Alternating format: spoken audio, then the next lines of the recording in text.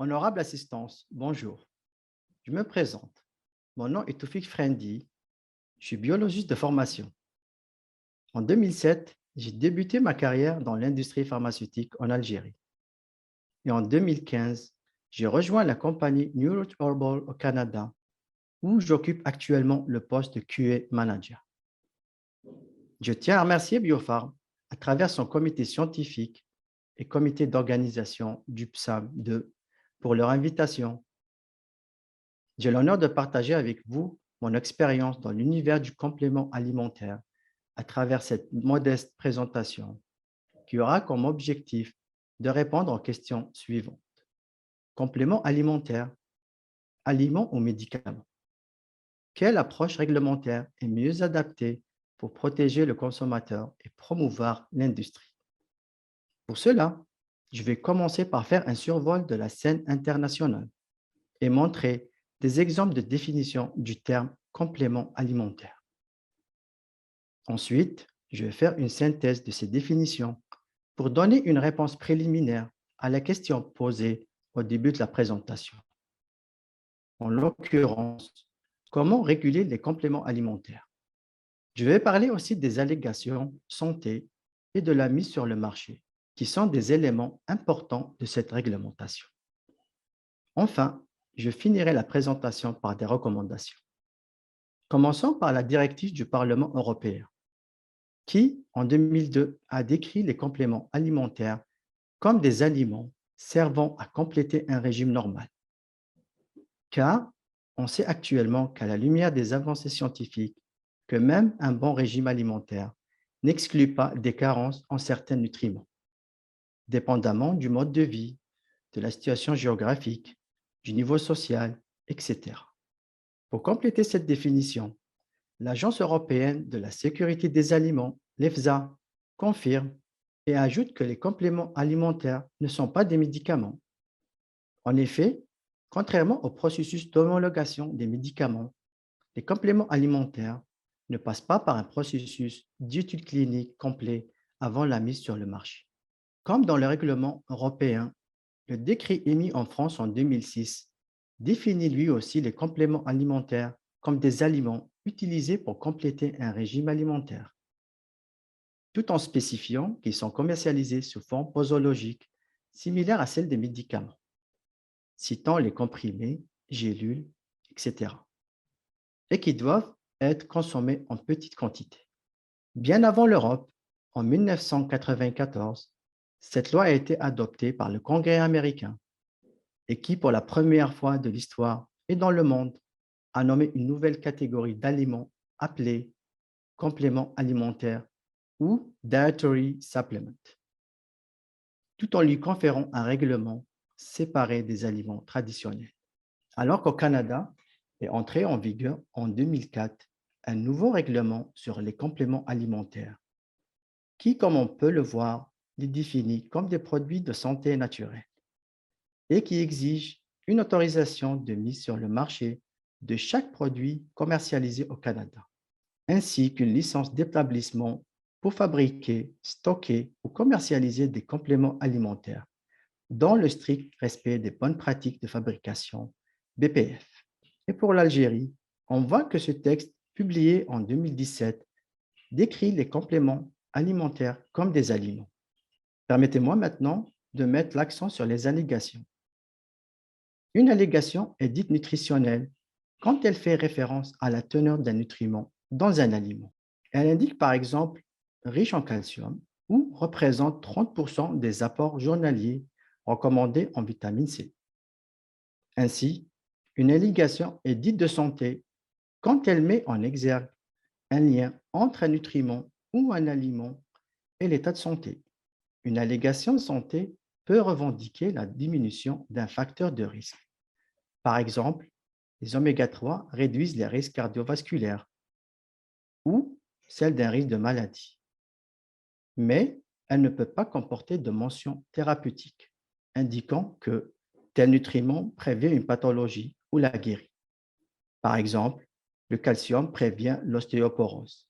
D'ailleurs, l'allégation de santé est un message qui est associé à un produit alimentaire qui affirme, suggère ou implique l'existence d'une relation entre une denrée alimentaire ou l'un de ses composants et la santé.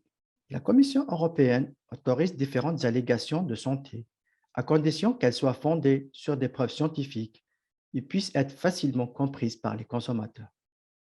L'Autorité européenne de sécurité des aliments, l'EFSA, est chargée d'évaluer les preuves scientifiques étayant les allégations de santé. Cela dit, les allégations sont régies par le règlement de la Commission européenne publié en 2012, ou une liste des allégations de santé autorisées portant sur les denrées alimentaires autres que celles faisant référence à la réduction du risque de maladie, ainsi qu'au développement et à la santé infantile a été introduite. Pour appuyer mon propos, voici l'exemple du chitosan. Selon ce règlement, le chitosan contribue à la stabilisation du taux de cholestérol.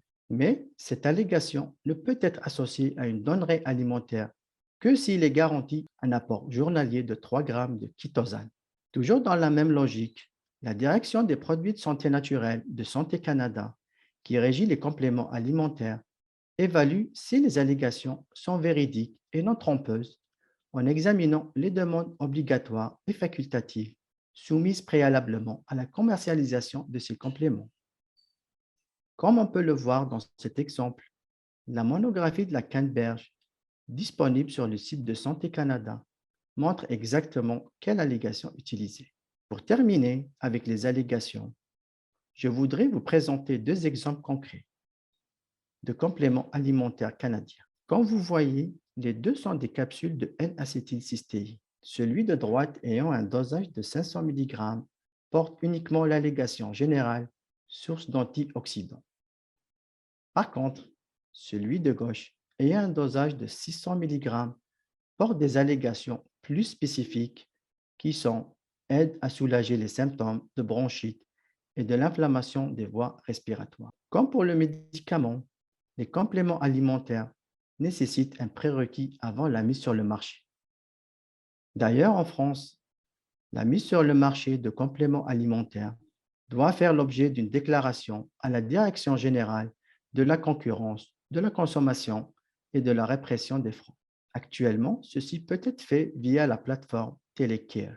De même, pour obtenir le droit de fabriquer un complément alimentaire au Canada, un exploitant doit avoir une licence d'exploitation et doit soumettre une demande de licence de mise en marché à Santé Canada. Ainsi, la demande de licence doit comporter les preuves attestant de l'innocuité et de l'efficacité du complément en fonction des indications thérapeutiques recommandées.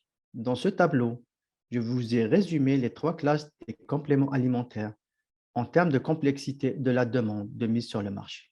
La classe 1 étant la moins compliquée du fait de la disponibilité des monographies justifiant les allégations et celle qui nécessite le moins de temps.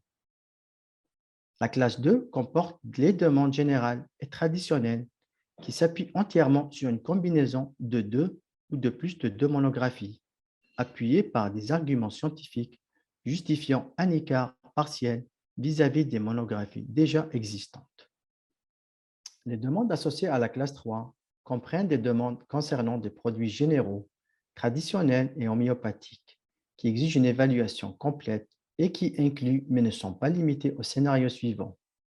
Les produits soumis à une préparation novatrice ou ayant un système d'administration des doses qui présentent des profils uniques d'innocuité ou d'efficacité. Et les produits dans la combinaison d'ingrédients, y compris ceux visés par une monographie, pourraient exiger une évaluation pour déterminer l'innocuité. Par exemple, des laxatifs stimulants combinés à des diurétiques, les ingrédients et les allégations de gestion du poids combinés à des diurétiques, les produits de combinaison d'effets hormonaux, les ingrédients combinés ayant un effet sédatif. Aussi, les demandes qui font partiellement référence aux renseignements d'une monographie, mais qui vont au-delà des paramètres établis dans les monographies pertinentes. Par exemple, une forme posologique ou une voie d'administration non indiquée dans les monographies qui nécessitent une évaluation approfondie, comme l'exemple du N-acétylcystéine.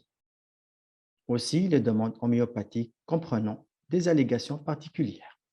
Pour conclure, je dirais que le complément alimentaire n'est pas un simple aliment. et que chaque pays doit disposer d'une réglementation adaptée. Aussi, les pays émergents doivent protéger leur population en instaurant des licences d'exploitation pour les unités de fabrication, mettre en place des bonnes pratiques de fabrication adaptées, instaurer des licences de mise sur le marché pour chaque produit fabriqué et importé, et au final, mettre en place une réglementation dédiée aux compléments alimentaires qui doit être souple et qui permettra d'accompagner les industries et de rassurer les consommateurs. Je suis arrivé au terme de cette présentation. Je vous remercie pour votre attention et je reste à votre disposition pour d'éventuelles questions.